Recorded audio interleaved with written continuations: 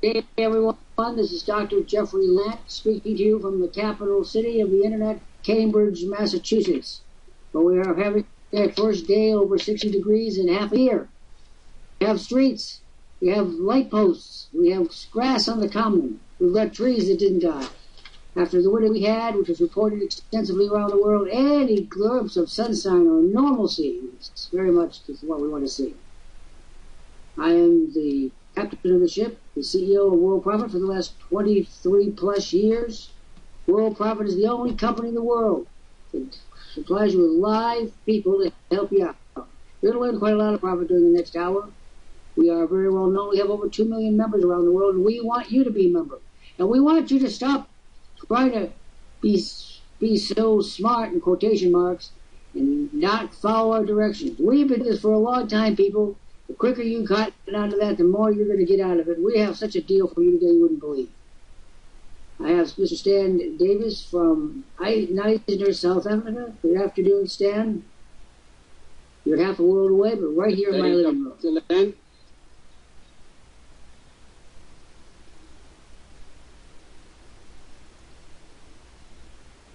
Good day, Dr. Lant. It is nice to talk to you again. One of the things you guys are going to keep in mind, we have a bit of a lag when we talk to Stan. He's all the way over the other side of the world. It takes just a teensy bit of time, and you're going to notice that as a lag. I think it's a miracle. Others call it a lag. Here's what we'll be accomplishing today. First of all, I want to share with you one of my many Easter stories. This is a very serious one. For every holiday, I write a series of articles so that my members can do it. The ebook instruction on the left-hand side of the page, you're now in what we call the live, unique world. This is where business people, and I might say this, predominantly people have been around the block a time or two with a little long in the tooth. We don't cater to kids with purple hair. We cater to adults. You learn more about that. If you're an adult, particularly if you're over 40 or 50, and there are many of you, most of you are, hey, this is home for you. We developed this for adult people, not for the kids that come in are the kids the way they behave everywhere. They mean well, but they don't follow through. I like working with adults much. I worked with adults my entire career since I was an assistant dean at Boston College back in the 1970s. I've written over 1,000 articles and very near finishing my 20th book.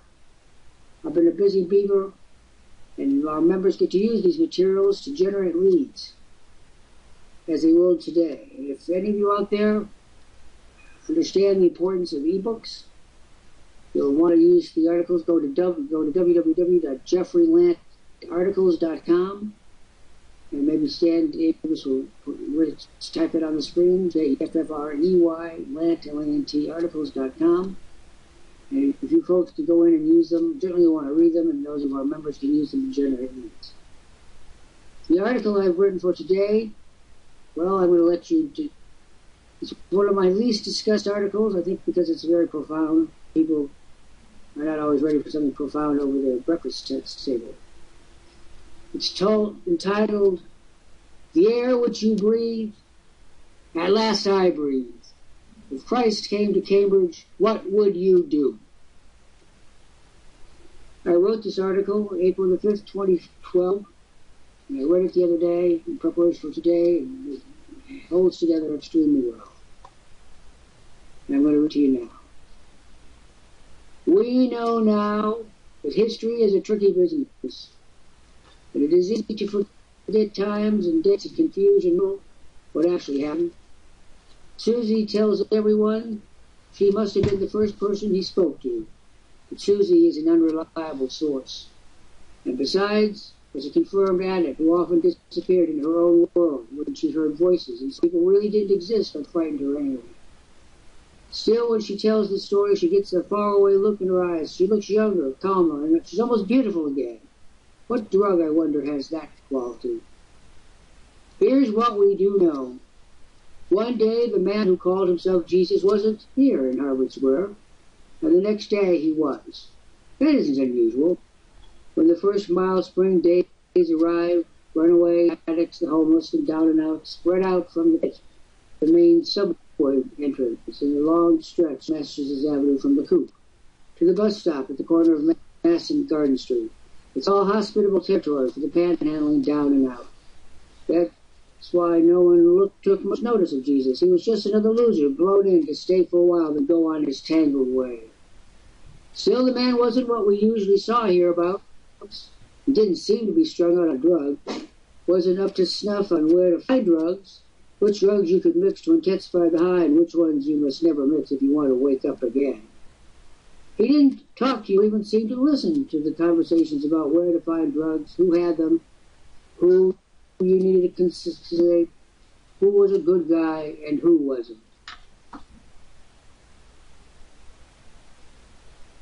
But then there was that Ben, lover, boy toy, child, and up and panhandling. The next moment he said, "This is Pietan, not quite what CVS store. She held his infidelities. Such day, Ben started vomiting, screaming, moaning. Susie was hysterical. Help us! Help us! But no one wanted to hear much except Jesus. And I saw the entire my Jesus of his eyes were so his eyes and his hands. He looked first at Susie. She stopped screaming. I can tell you that Jesus didn't say a single word. That he placed his hands on Ben's head as if to comfort and reassure. First, Ben stopped moaning. Then he stopped and smiled. Thanks, man. I'm better now. His hand still on Ben's head, Jesus said these words. His eyes were infinite and kind. Don't think about tomorrow. Think about today, for tomorrow will take care of itself. Remember, sufficient unto the day is the evil thereof. Cool, said Ben. I thought he's one of these new street healers up in this earth. But they always ask for something. Jesus didn't. Maybe that's some kind of free offer. I didn't see Jesus again for a few weeks. That, too, was completely normal. I was immersed in my business until one springtime Sunday in the late afternoon I saw about people gathered around the Lincoln Memorial. Jesus was standing on one of the happy benches. He hadn't yet started to speak. It was a lovely afternoon, and the people were happy. They got the margin, a bit of stress, boisterous, too. Drugs, of course, or liquor. Raising his hands in an embracing gesture, arms outstretched, palms up, he commenced without welcoming word or introduction. It was almost a chant, simple, moving. I reached into my pocket for my pen and found not paper but a used napkin for my notes. The poor in spirit are blessed, the kingdom of heaven heirs. There was no commentary, no explanation, just one declarative sentence like this after another. The words delivered softly, his voice never raised. Are you mourning for someone you love? You shall be comforted. Are you meek of temperament? Then you'll be blessed. You shall inherit the earth. Are you merciful? Then you are blessed, for you will get mercy. Are you working hard to find the righteous way? You will get what you seek. As a public speaker myself, I was fascinated by his delivery. The words were simple, delivery free of art of even emphasis. Nothing seemed radical or revolutionary about Jesus, but nothing seemed very important about him either. However, in retrospect, two items do stand out. First, as the obstreperous part of the crowd grew even more restive, he simply looked at them with his fathomless eyes. He bid them to come forward, and after being asked again by Jesus and coaxed by the crowd, some did. And I do not think I'm wrong in saying that there was a touch of fire and heightened tone in what he said. You will be blessed when men shall attack and prosecute you. You will be even more blessed when men shall say all manner of evil against you falsely for my sake. This was the first time anyone had heard Jesus speak such a thing, for the words "for my sake" clearly indicated he saw himself as a person of consequence. Most people in the crowd missed this. I didn't. At just the moment, that moment, Ben ran into the common and shouted, Jesus, Jesus, your friend, Atlas has died, and his sisters are upset. Can you come at once? Are you sure he's dead? He said. Oh, yes, said Ben. And so Jesus walked to Florida. And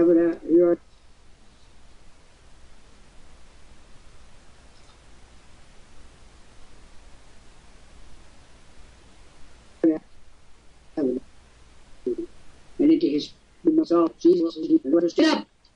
Even the awe of the crowd, what he did, changed the life of everyone there. And the people were alive. Who trust what they saw. Well, the moment these video clips went online and viral, the whole thing became a zoo. These reaffirming what they saw and advocating for him, those proclaiming their acute disbelief in what could only be a hoax. To help sort out the matter, Jesus accepted an invitation for Limbaugh. In retrospect, a terrible mistake, for Limbaugh lacerated Jesus up and down, calling him a fake and imposter, a charlatan, not money, a man who lied, scammed, and deceived.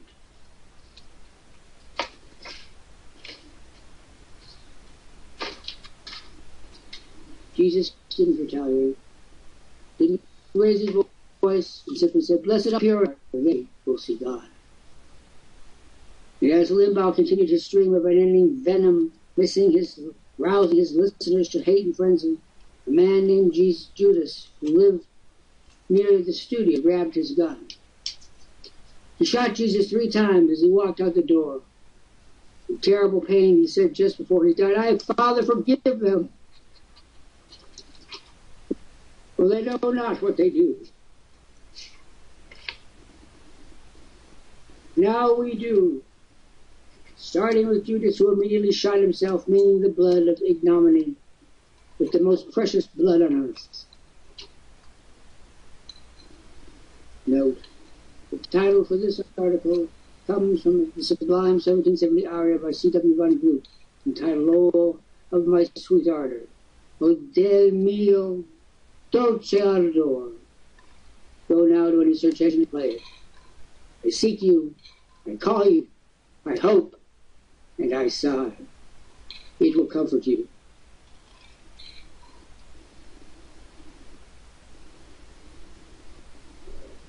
Comment from Stan Davis.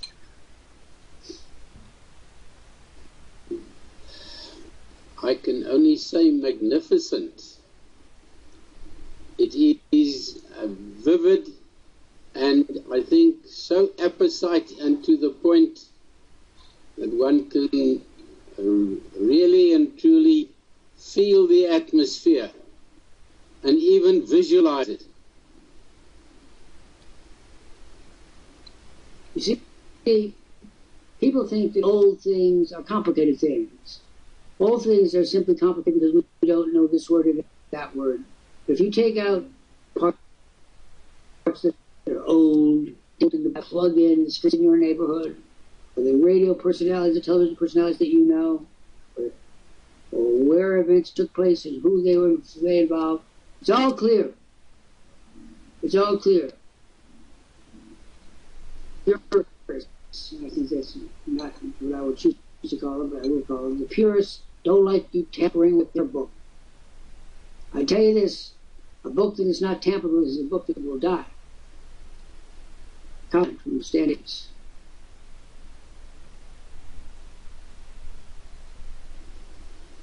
I think it is most vividly replicated to bring home the message of all those hundreds of years ago and replace it with the examples that we have to live with today. And it is in such a manner that one, in fact, shivers to think that it isn't an old story. It is something that is alive and well and needs to be retold over and over again.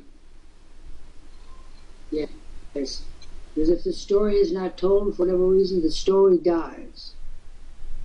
If the story dies, the point of the story dies with it.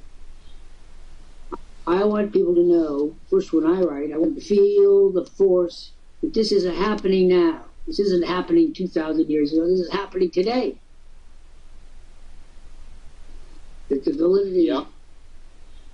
of this story is something that is occurring right now. So, one of the things at Worldprofit that we do is, and this, by the way, is called Anything Goes, and today it's Easter, and the central figure, of course, the Christ. Whether you believe in him or not is irrelevant. What is important is that he's giving you good advice. And good advice, as my father would tell me 100,000 times when I was growing up, is worth its weight in gold to take it, no matter who it comes from. If it's smart and intelligent and it works, it doesn't matter who says it doesn't stand. Take it. Absolutely truthful. There is nothing to dispute there.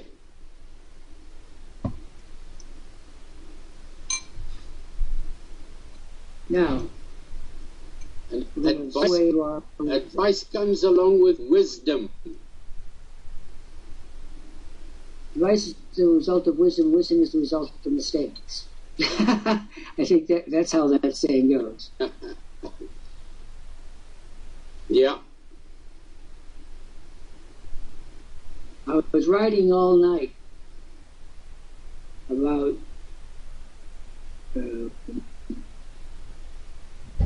comradeship, love, some of my big usual topics.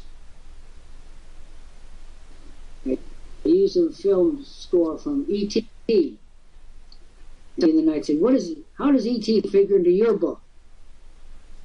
And E.T. it's also part of my story here on If Christ Came to Cambridge.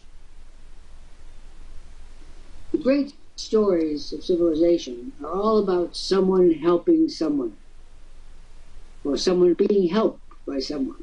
The helping theme permeates all of Western, and I know all of Eastern literature as well. E.T. is a contemporary fairy tale. It's about people who cared enough to risk their own, certainly, their own privileges as in the house, because if they'd been caught, the FBI would have shaken them down. It was about how total strangers gathered together to help a person go home. And two of the strongest emotions of life are comradeship and home. And when you put them together, you have dynamite. And when you add John Williams, who's a genius from Boston, you have this incredibly powerful narrative. And I refer to an incident that happened when I was home that I've never forgotten. It went something like this. E.T. wants to go home. We all know that. But he can't figure out a way. He needs help. He was helped by a child, an early teenager. And he has no choice but to put himself in the hands of this teenager. He and his friends want to keep E.T. They would like to keep him as a pet initially, and then as a friend.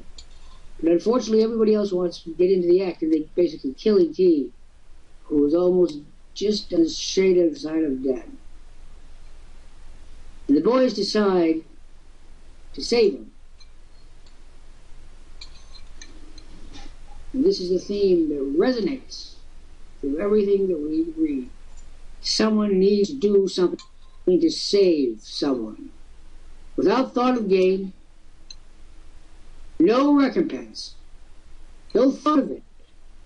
Just save this unique being.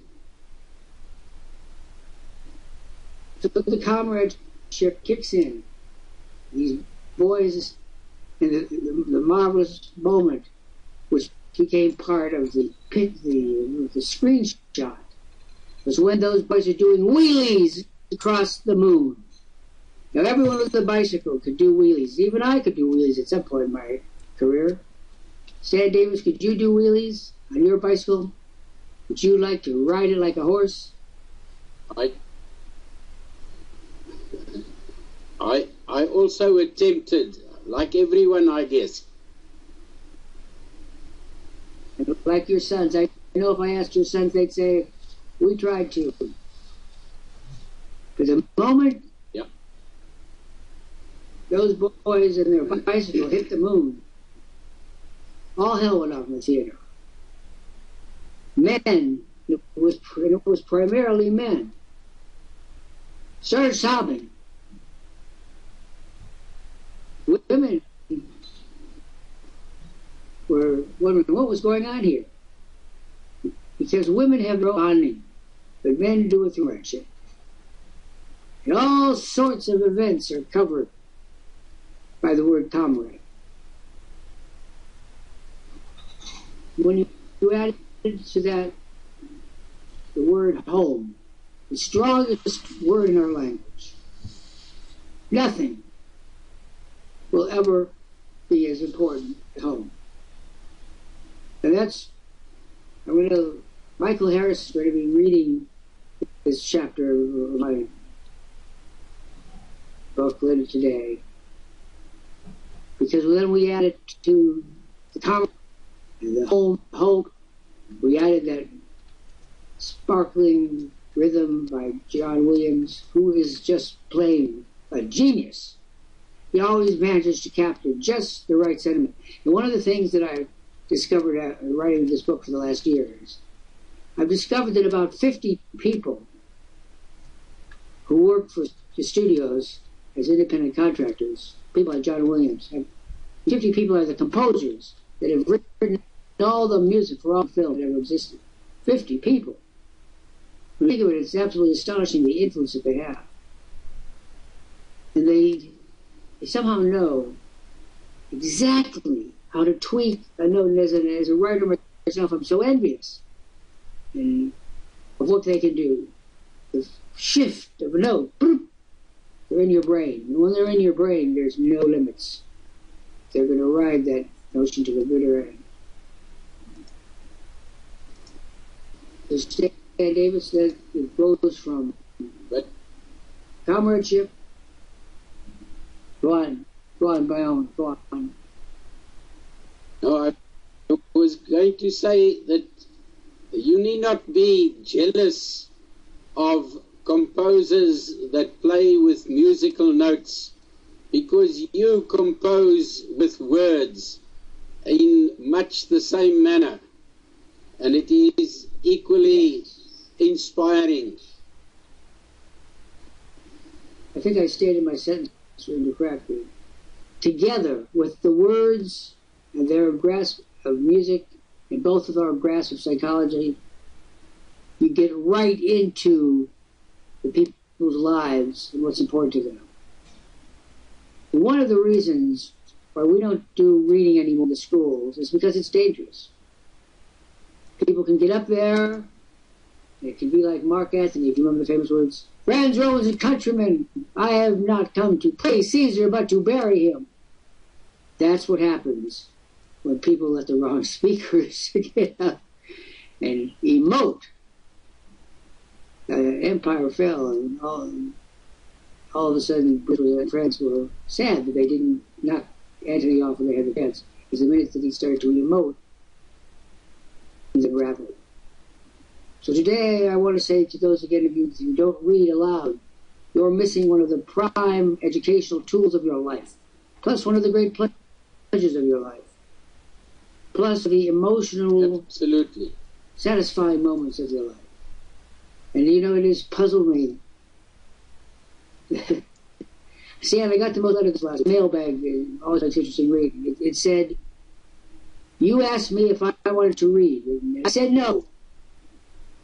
Because reading doesn't have anything to do with making money. And now I'm worried that because I said no, you won't like me as much as if I said yes. And then I might not get as many goodies as the people who said yes.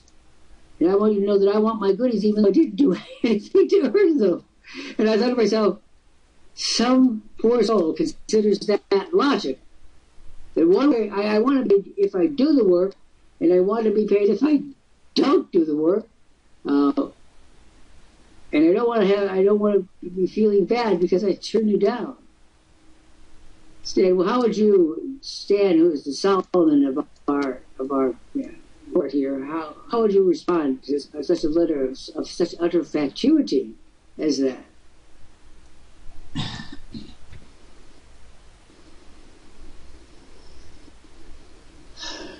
Send them back to school and start all over again. They do not know what they do not realize that they do not know. But they want the reward anyway. Never forget that the reward must accompany failure, success, incompetence, and any other number of emotions. And you must never be punished because you don't do what you have turned out.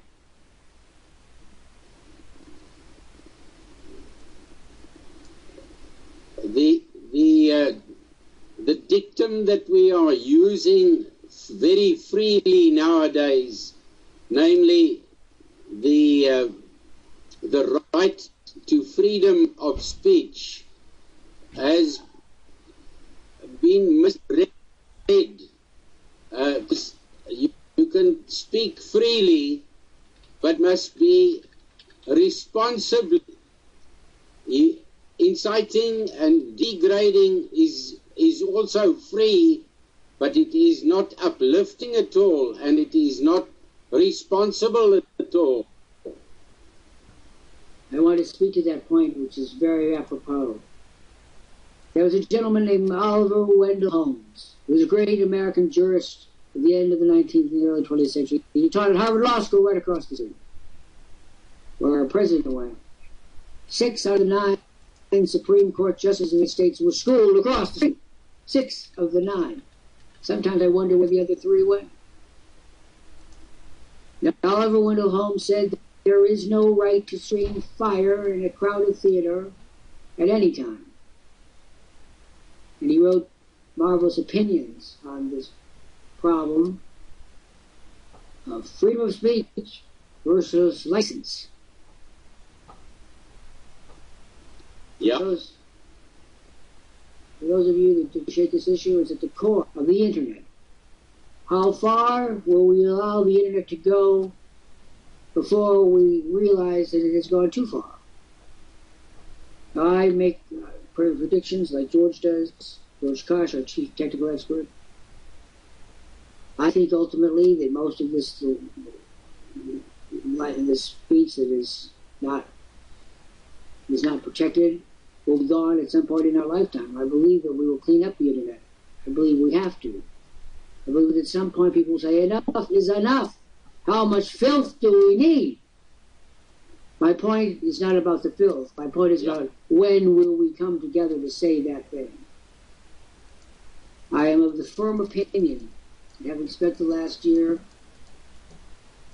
studying terrorism along the way of my other subjects, what concerns me is that the world's leaders all give lip service to cleaning up the terrorists and then do more.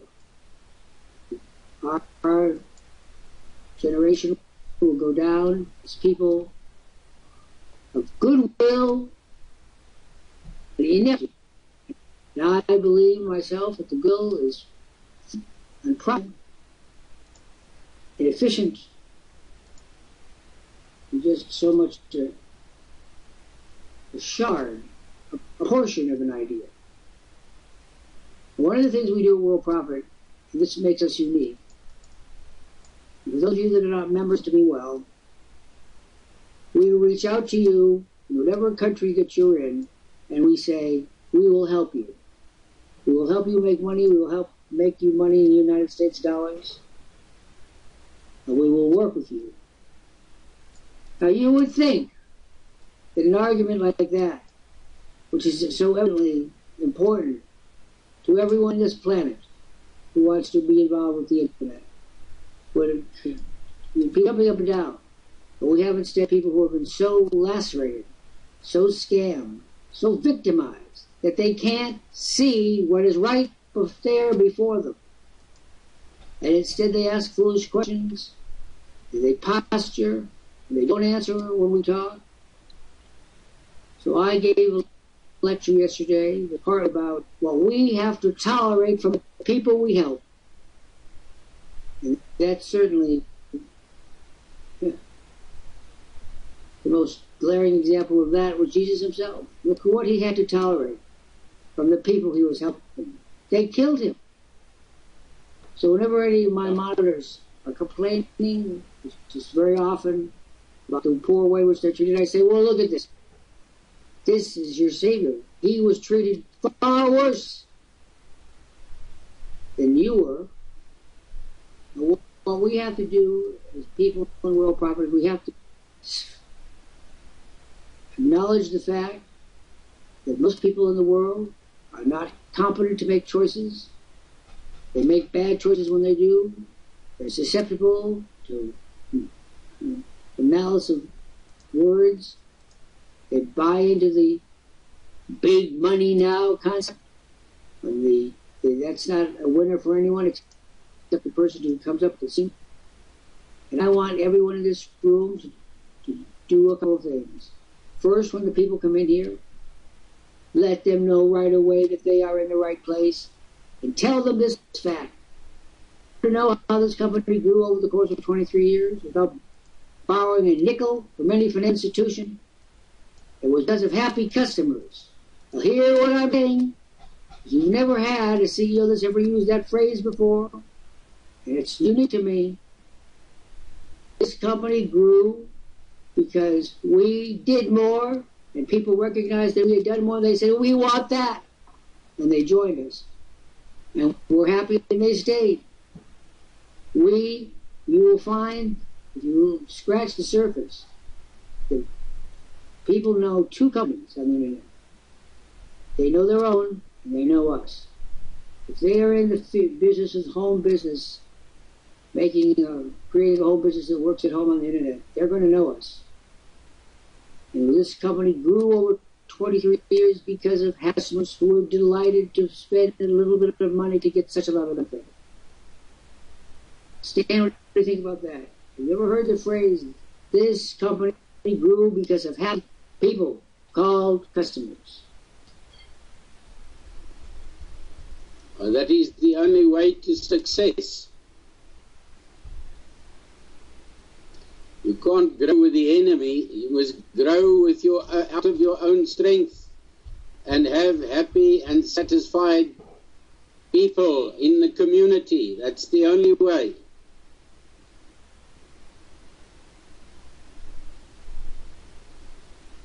I want you all to remember this when you're doing the human thing. The human thing is to complain and Stan, finish your thought by all means. I see you want to keep having to add. No, I just wanted to add that it is that turning point that you were referring to is when I think the silent majority is going to say that enough is enough. And the silent majority will break the silence. I want to speak to that silent majority because I'm not part of it. One of the greatest things that George gave us, besides a money-making machine, was the ability to influence policy. One of the greatest aspects of the internet is that people of grassroots, the people of the neighborhoods, could finally say what they want to say. And now I say to you this, if you don't say the things that need to be said, that is, Aldous Cleaver once said, you are not part of the solution, and you are part of the problem. It goes like this. Yeah. In my, it's almost, I talk a great deal about Kayla Jean Mueller. And she has become my symbol, a metaphor for everything that's wrong with the internet, our policies towards terrorists, and our failure to take up the cause, the flag and the cause, and to do what is necessary. Taylor Jean Mueller was killed just months ago in Aleppo, Syria. She's 26 years old. At 26 years old, she should have been reading about getting her graduate degrees and the boyfriend, marriage issue, and the education. There were things for her to do that were more important. To most people, not to her. One of the Doctors Without Walls who were in Aleppo, Syria, and was kidnapped by ISIS. And they killed her. For no reason other than she was a humanitarian aid worker. But she's been her whole adult life helping people. And I decided that silence for me was not an option. That I had to add my might to the growing stack of little sayings and disapproval of terrorism at a certain risk that would entail. But I couldn't let that young woman die without saying it was an abhorrent deed. A deed of the greatest malignity, a cancer on all of us. Another step towards the complete acceptance that we are as people. Today, this weekend is a whole week. It's called Good Friday. Go ahead, say, speak, O Stan. No, I just want to concur with your sentiments.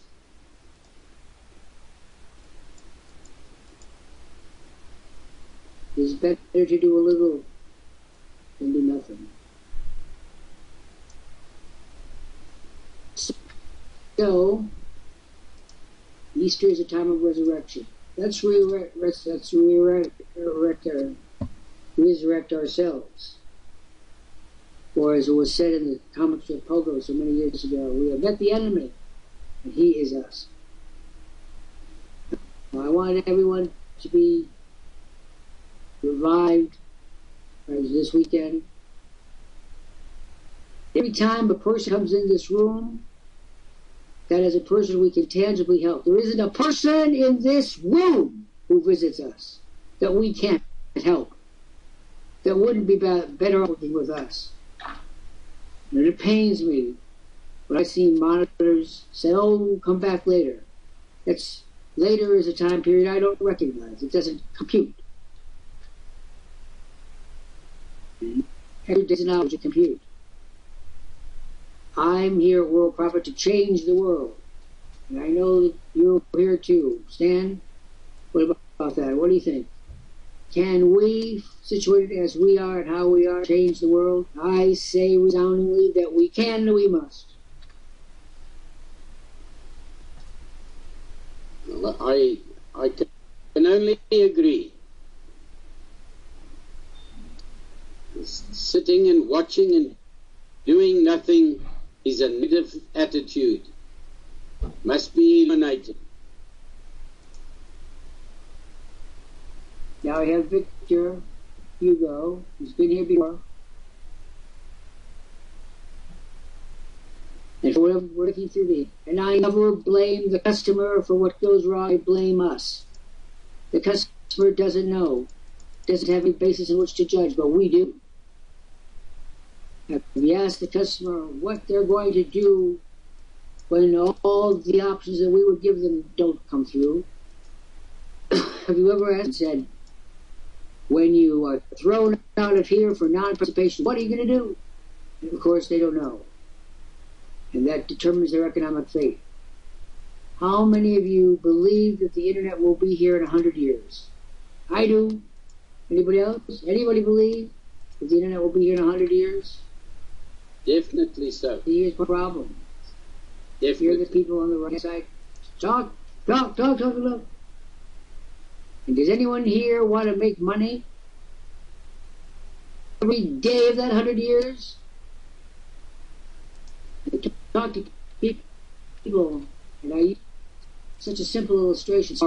pension money. How much money are you getting from your pension every month? And they all know, right down to the last nickel, how much they're getting. And I say to them, well, can you live on that? Yes or no, sir? Would you like us to show you what to do? Yes, we would. And so we do.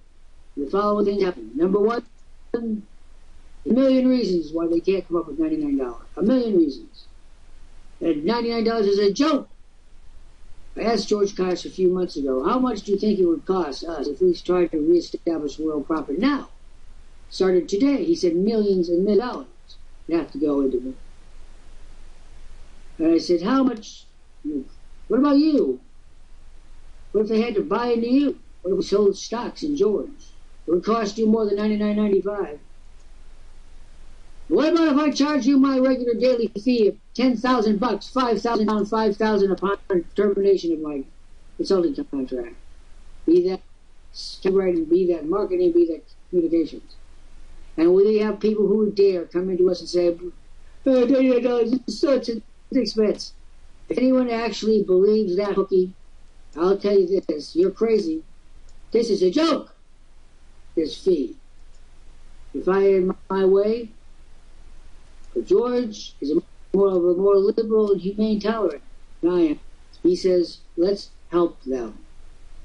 I say, help doesn't help them. So the eternal discussion goes on and on. George, however, wants to virtually give them away. I'm not so sure about that anymore. But the important thing is this, that we can help the world. But you see, now, Victor Hugo, I'm waiting to hear from you. I would appreciate it, Victor, if you would say anything to give us an indication that you're alive. Because you see, Victor, here's the irony of the situation. I don't need to have Victor Hugo in my life. I've gotten along without him. Before I met him, I'm going to get along without him now. He needs us. All the cards in the deck are held by the Worldprofit and its dealers and monitors, its directors. He has got one card to play, and it's called obstinacy. His card is negative, 100% negative. He brings nothing positive to the table as Victor Hugo. And all the Victor Hugos of the world. By the way, what an irony. One of the great liberal thinkers of France, one of the great radicals of France, one of the men who did the revivification of La Belle France should be named Victor Hugo, who then does nothing. What a great irony that is, Stan. Absolutely. I want to see you folks, when you talk to the folks like Victor Hugo and all the other ones that visit us, I want you to ask them one question. What will you do if you say no? If you decline our offer, what will you do? You say you believe in the internet? You say you believe it will last 100 years or more. Then why don't you act like that?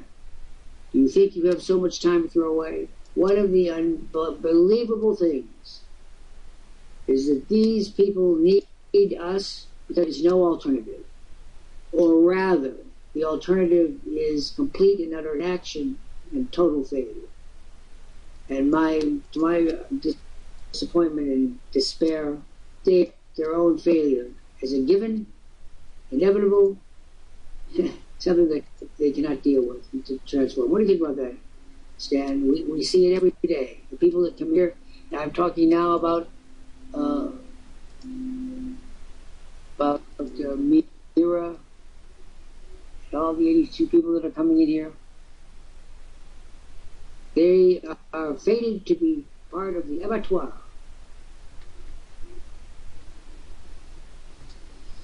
Comment from Mr. Stanley Davis. It is the technology that we are being exposed to nowadays, that everything happens at a twinkling of an eye, and consequently they think that making money can happen at the same speed, and they do not understand that you've got to build a foundation on which to build your successful career. And that doesn't come at a twinkling of an eye. What I'm going to do is this. I'm going to ask Stan to read the offer that is the pending offer. I'm going to ask Mira to join us, Victor to join us, and next Lover to join us as well. And if you're not going to join us, then you tell me why. If you wish to make money on the net, why don't you pursue the only sensible course around? And I'm going to be adding some fees to this offer today so that you have no choice. If you turn it down, it's like signing a license that says, I am an idiot. And you don't want that. Stan, let's begin the beginning. We're going to read from the first piece of the offer. The one which... This one, shall I start with this paragraph? Send to.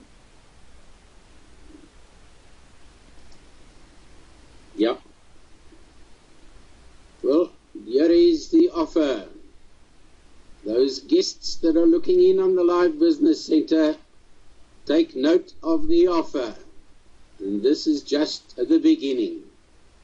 You say, you have finished our Silver Membership presentation video. Well, that's great. Then you already know the awesome offer we've got for you. If you order in the next 10 minutes, you get the $1,500 bonus offer made in the video. Plus, you can e-blast any website or offer to 90,000 of our subscribers every month. To get over 500 landing pages and over 1,000 real traffic sources.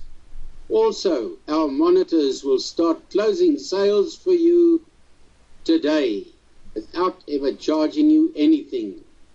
Finally, your commission earnings are from 20 to 100%. But you must bear in mind this offer is made once only to you. But wait, there is still more. And the next bit goes as follows. This is absolutely spectacular. A money machine.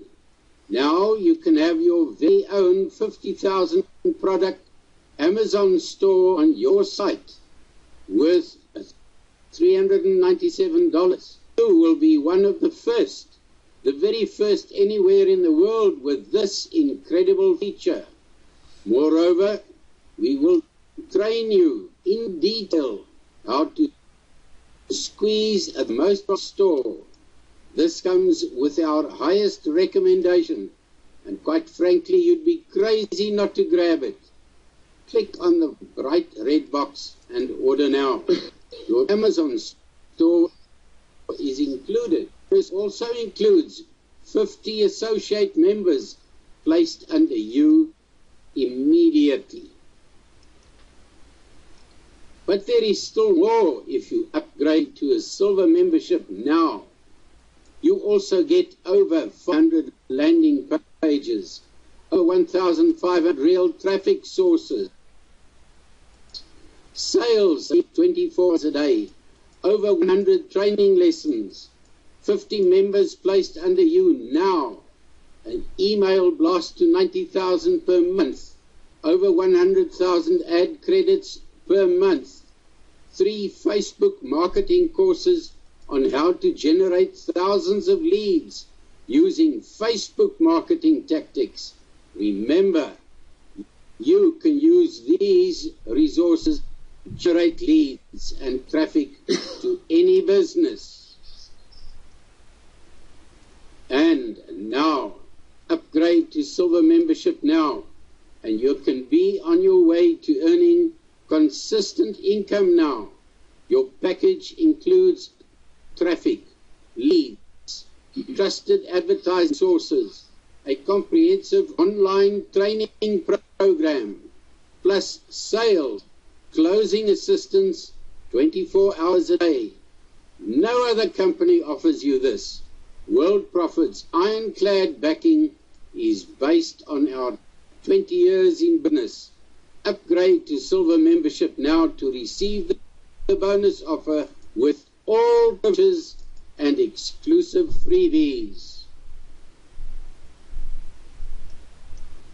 Now, I would add something. Should this order be in the next 7 minutes, which is our usual closing time, I give each of you 150 associates, 150 customers off my personal list will go to you today. But the order must be in the next 7 minutes.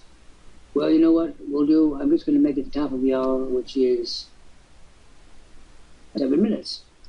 So we're facing the 7th anniversary.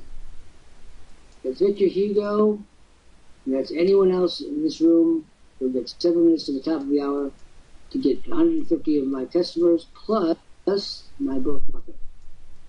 These are not gimmicks. These are useful artifacts that will help you establish a profit-making business, but you've only got until the top of the order, top of the hour. So, if you want to take advantage of it, click on the bright red box that says Order Now. You want option 1, the monthly option. Now, Patrice Porter, how are those wires? How's your computer today? Is it working properly?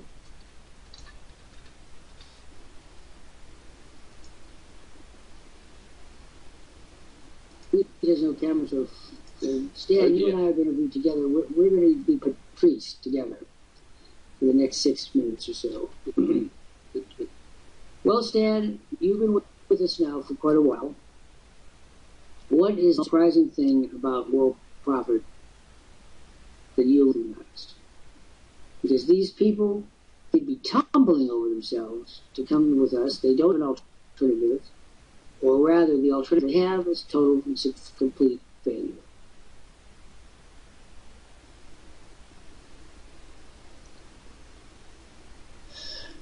You know, when we ask a question like that, then I sometimes try to be contrarian in my analysis by saying, are we analyzing the problem from the right end? Is it our side?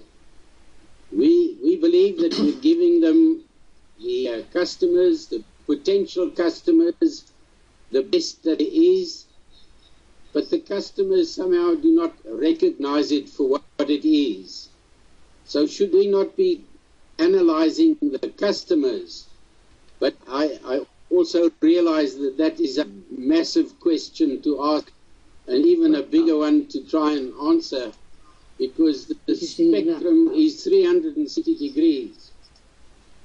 We changed that discussion in your direction, it must have been your brainwaves, in the tilt to the east, which is the 70-70 host that. You can see the world every day tilting more in the direction of Asia. If the 20th century was the American century, the 21st century has got to be the Chinese century. And so,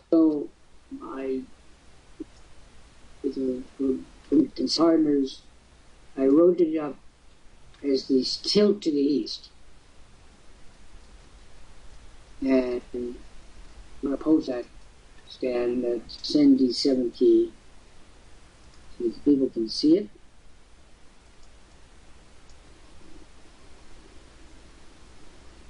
Maybe you're whispering, it's not going on the screen, Stan. Send D7. Oh, D7. Okay, sorry. There we are. There we go.